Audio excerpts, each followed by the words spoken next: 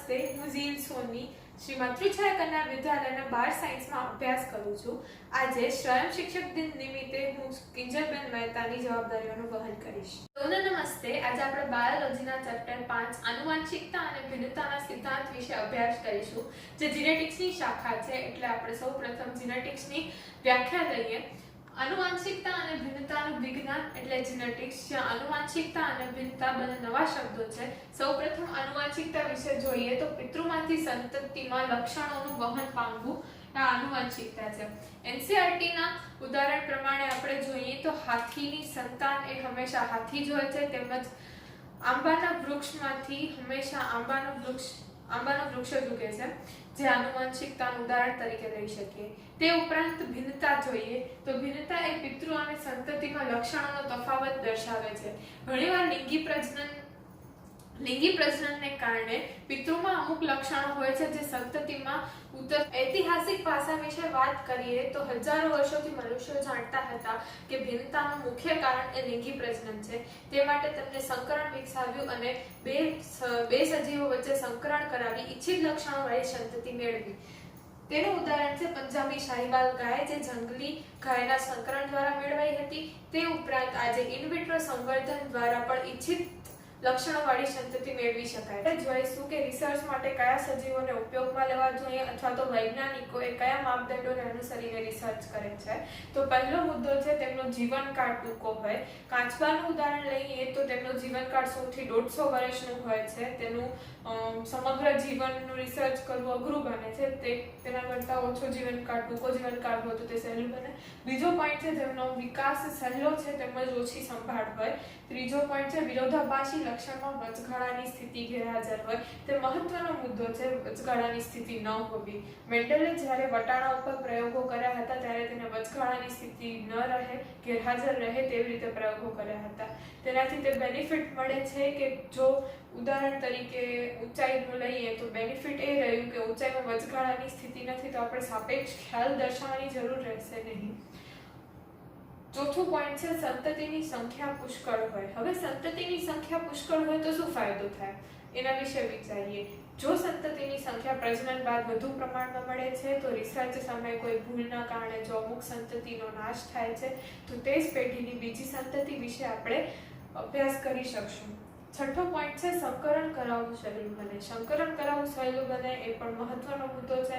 સંકરણ કરાવવું સહેલું વનસ્પતિમાં વધારે સહેલું હોય છે પ્રાણીઓની સાપેક્ષે, તેમજ અમુક પ્રાણીઓ એવા હોય છે કે જેમાં સંકરણ કરાવવું ખૂબ જ અઘરું છે. છઠ્ઠો મુદ્દો છે જેમાં નિભાવ ખર્ચ ઓછું હોય. અને સાતમો મુદ્દો અને જે ખૂબ જ મહત્વનું છે આપણા માટે એ છે બિનઝેરી. જે સજીવો બિનઝેરી હોય તેના ઉપર રિસર્ચ કરવું જોઈએ, કારણ કે પોતાની જાન જોખમમાં નાખીને પણ રિસર્ચ કરવું સારું નથી. હવે આપણે ગ્રેગર મેન્ડલ અને તેમના પ્રયોગો વિશે વાત કરીએ તો ગ્રેગર મેન્ડલને જનીન વિદ્યાના પિતા પણ કહે છે. તે પહેલા એક પાદરી હતા અને તેમને આંકડાશાસ્ત્રનું ખૂબ જ સારું જ્ઞાન હતું. તેમણે વટાણા ઉપર 7 વર્ષ સુધી પ્રયોગો કર્યા હતા.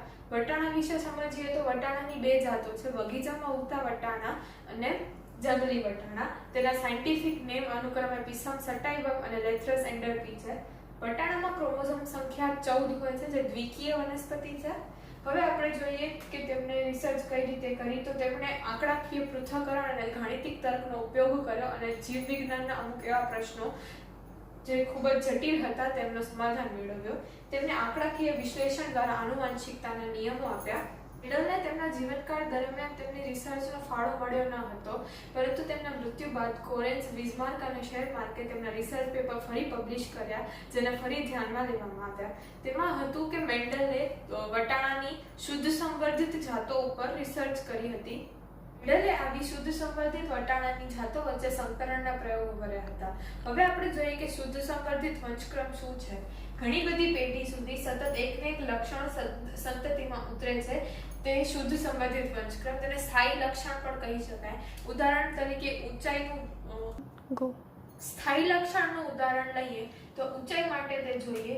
ઊંચો છોડ પિતૃ તરીકે લઈએ તો સ્વફલન કરાવતા તેની સંતતિ તરીકે પણ ઊંચો છોડ જ મળે,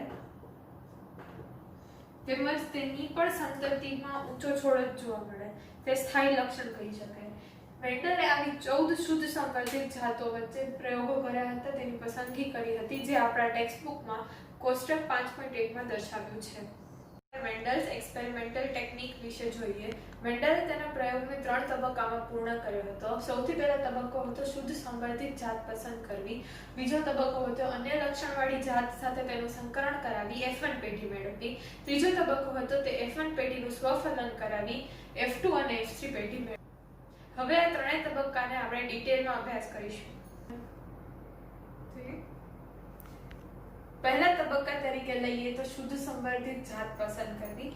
પહેલા કહ્યું તેમ શુદ્ધ સંવર્ધિત જાત એટલે કે પિતૃ તરીકે જો શુદ્ધ સંવર્ધિત જાત હોય તો સ્વફલન દ્વારા તેની પેઢીમાં તેને તે જ લક્ષણ ઉતરે, જેને સ્થાયી લક્ષણ પણ કહે છે. ઉદાહરણ તરીકે ઊંચા છોડમાં સ્વફલન થાય તો તેને ઊંચો છોડ જ મળે. મેન્ડલે આવા 14 શુદ્ધ સંવર્ધિત જાત પસંદ કરી તેના પર પ્રયોગો કર્યા. બીજા તબક્કા વિશે વાત કરીએ તો બીજા તબક્કામાં છે 2 શુદ્ધ જાતો વચ્ચે સંકરણ કરાવી F1 પેઢી મેળવવી. હવે આપણે સંકરણ વિશે સમજીએ. સંકરણ એટલે 2 જુદી જુદી અભિવ્યક્તિ ધરાવતી જાતો વચ્ચે ફલન કરાવવું. સંકરણના 6 તબક્કા છે: ઇમસ્ક્યુલેશન, બેગિંગ, ડસ્ટિંગ, ટેગિંગ, ક્રોસિંગ અને સીડ કલેક્શન. એ 6 તબક્કા વિશે આપણે ડિટેલમાં અભ્યાસ કરીશું. સંકરણનો પહેલો તબક્કો છે ઇમસ્ક્યુલેશન. તેનામાં નર જનનદેહ અથવા માદા જનનદેહને પુષ્પમાંથી દૂર કરવામાં આવે છે. તેનું કારણ છે કે સંકરણ દરમિયાન નર પુષ્પ તથા માદા પુષ્પ બે અલગ અલગ રીતે હાજર હોવા જરૂરી છે. આ પ્રક્રિયા કલિકા અવસ્થા દરમિયાન કરવામાં આવે છે. સંકરણનો બીજો તબક્કો છે પેકિંગ. તેમાં પુષ્પને બટર પેપર વડે ઢાંકવામાં આવે છે. તેનું કારણ છે કે પરાગરજ એ હવા, પાણી અને કીટકો દ્વારા વહન પામે છે. માદા પુષ્પ એ અન્ય પુષ્પની પરાગરજ દ્વારા ફલિત ન થાય તે માટે પેકિંગ એ ખૂબ આવશ્યક છે. સંકરણનો ત્રીજો તબક્કો છે ડસ્ટિંગ. પરાગને નર પુષ્પમાંથી બ્રશ દ્વારા માદા પુષ્પ પર પહોંચાડવામાં આવે છે. ત્યારબાદ તેને ફરી બેગિંગ જરૂરી છે. તેનું કારણ કે જો આપણે બેગિંગ ન કરીએ તો ઈચ્છિત પરાગરજ જે પુષ્પ ઉપર સ્થાપિત કરવામાં આવી છે તેના પર ફરી બેગિંગ જરૂરી છે. કારણ કે જ્યારે ઈચ્છિત લક્ષણોવાળી પરાગરજને માદા પુષ્પ પર પરાગાસન પર સ્થાપિત કરવામાં આવે છે ત્યારે સંભાવના હોય છે કે બીજા પુષ્પની પરાગરજ તેના પર સ્થાપિત થઈ શકે. જો તેવું થાય તો આપણે ઈચ્છિત લક્ષણોવાળી સંતતિ મેળવી શકતા નથી. ત્યારબાદ ચોથો તબક્કો છે ટેગિંગ. ટેગિંગમાં પેઢી, પિતૃ, લક્ષણ યાદ રાખવા માટે જરૂરી હોય છે. જ્યારે રિસર્ચ કરતા હોઈએ ત્યારે 5 કે 6 વૃક્ષો ઉપર રિસર્ચ થતી નથી, પરંતુ રિસર્ચ માટે પુષ્કળ સંખ્યામાં વનસ્પતિ લેવામાં આવે છે. તે દરેકના સંકરણ, પેઢી, પિતૃ દરેક યાદ રાખવા ખૂબ જ અઘરા હોય છે. તે માટે ટેગિંગ પણ ખૂબ જ આવશ્યક છે. તબક્કો છે ક્રોસિંગ. તેમાં સંકરણને કેટલા લક્ષણોને ધ્યાનમાં લઈને કરવામાં આવે છે તે નક્કી કરાય છે, જેમ કે એક સંકરણ, દ્વિસંકરણ વગેરે. છઠ્ઠો તબક્કો છે બીજ મેળવવા.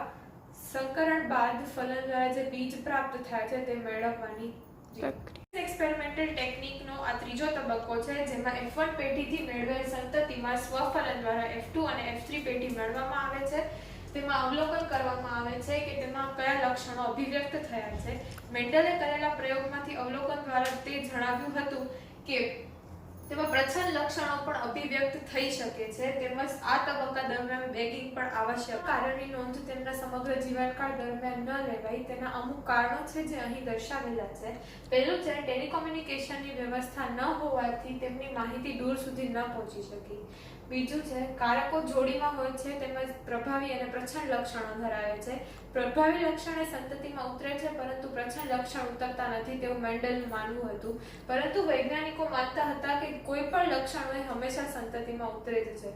ત્રીજું કારણ છે જીવ વિજ્ઞાન તેઓએ આંકડાઓ સાથે સાંકળ્યું. પરંતુ વૈજ્ઞાનિકો માનતા હતા કે ગણિત અને જીવ વિજ્ઞાન એ બંને અલગ શાખાઓ છે. તો જીવ વિજ્ઞાનના પ્રશ્નો ઉકેલવા માટે ગણિતનો ઉપયોગ શા માટે કર્યો તે વૈજ્ઞાનિકોને અનુકૂળ ન લાગ્યું. ચોથો કારણ છે મેન્ડલે લક્ષણો માટે કારક જવાબદાર છે તેવું કહ્યું, પરંતુ કારકનો ભૌતિક અર્થ શું છે તેવું તેઓ જણાવી ન શક્યા.